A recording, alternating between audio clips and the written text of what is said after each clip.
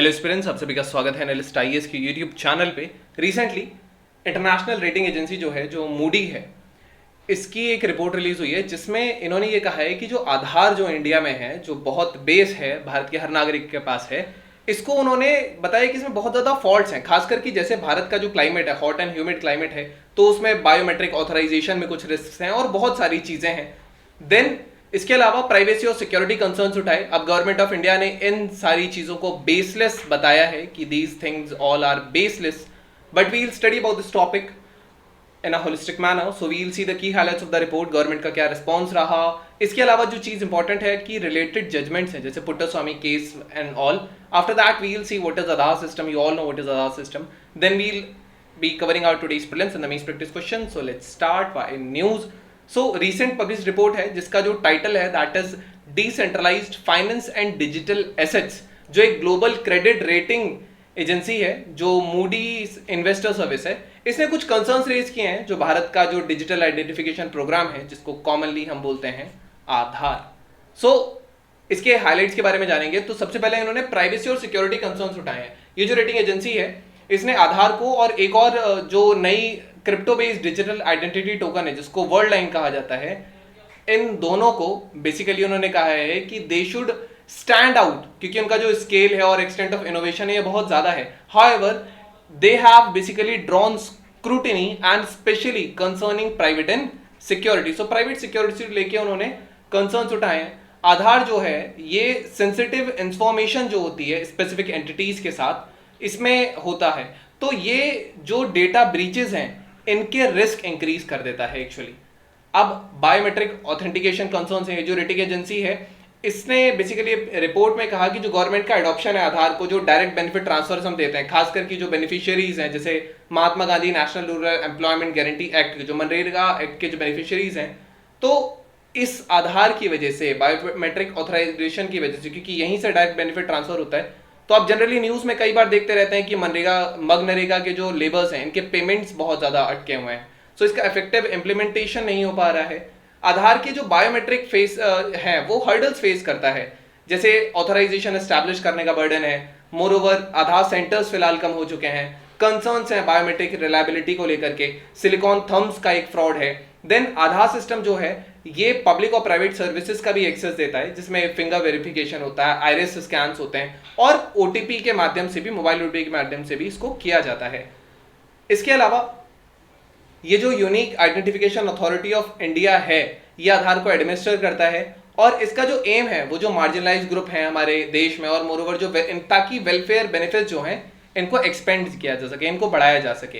ये जो सिस्टम है ऑफन ये बेसिकली सर्विस डिनायल हो जाती है, एंड जो बायोमेट्रिक टेक्नोलॉजीज हैं इनकी रिलायबिलिटी पर कंसर्न्स हैं, स्पेशली जो मैनुअल लेबर्स हैं, जो हॉट ह्यूमिड क्लाइमेट्स में काम कर रहे हैं, अब ये आके फिंगरप्रिंट लगाते तो जनरली वो नहीं लेता, तो it is very much questionable. These things were highlighted in the report, and कुछ issues थे which were related to the centralization of the data, जो मूडी ने एक पिच बनाई basically for the decentralized ID systems, जिसको DID system भी कहा जाता है, जैसे कि डिजिटल वॉलेट्स। तो ये ब्लॉकचेन कैपेबिलिटीज पर बेस्ड होता है। ये यूजर को अपने पर्सनल डेटा का और ज्यादा कंट्रोल देगा, और ये ऑनलाइन फ्रॉड कम कर देगा, क्योंकि डिसेंट्रलाइज डेटा हो जाएगा, एक सेंट्रलाइज नहीं रहेगा।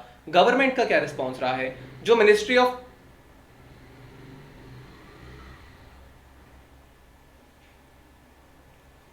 गवर्नमेंट का क्या रिस्पॉन्स रहा है?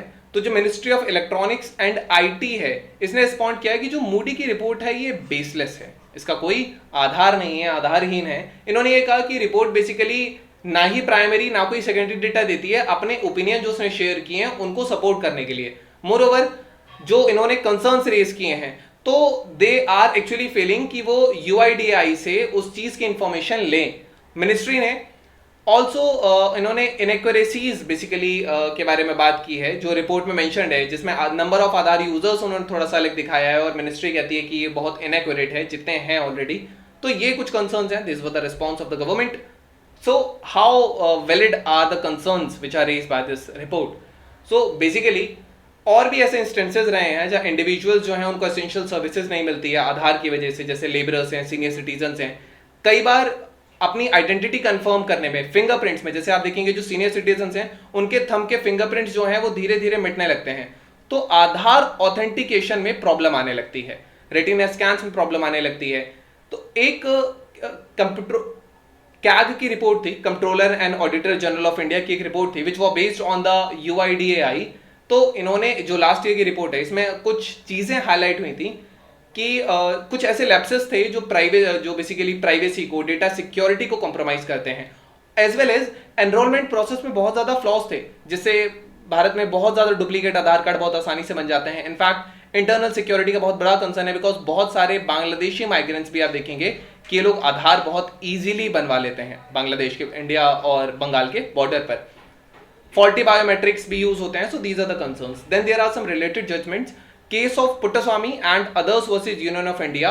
ये जो केस था 2018 में हुआ था, सुप्रीम कोर्ट के जो कॉन्स्टिट्यूशनल बेंच के सामने आया था, जिसमें 4:1 की मेजोरिटी रही थी। और इसमें वो जो क्लेम था, जो आधार कार्ड की वैलिडिटी को चैलेंज करता था, इस क्लेम को रिजेक्ट कर दिया गया था। इसके अलावा बेंच ने सेक्शन 57 जो है आधार एक्ट का, इसको इनवैलिडेट कर दिया था। जो सेक्शन 57 था, ये प्राइवेट बिजनेस या जो परमिटेड बिजनेस हैं, इनको मैंडेट करता था कि उन लोगों से आधार कार्ड डिमांड कर सकते हैं गुड सर्विसेज के पेमेंट के लिए। तो इस चीज को रिपील कर लिया गया था, क्योंकि इससे प्राइवेट इंफॉर्मेशन, जो पर्सनल इंफॉर्मेशन है वो प्राइवेट लोगों के पास चली जाती। देन आधार कार्ड सिस्टम क्या है?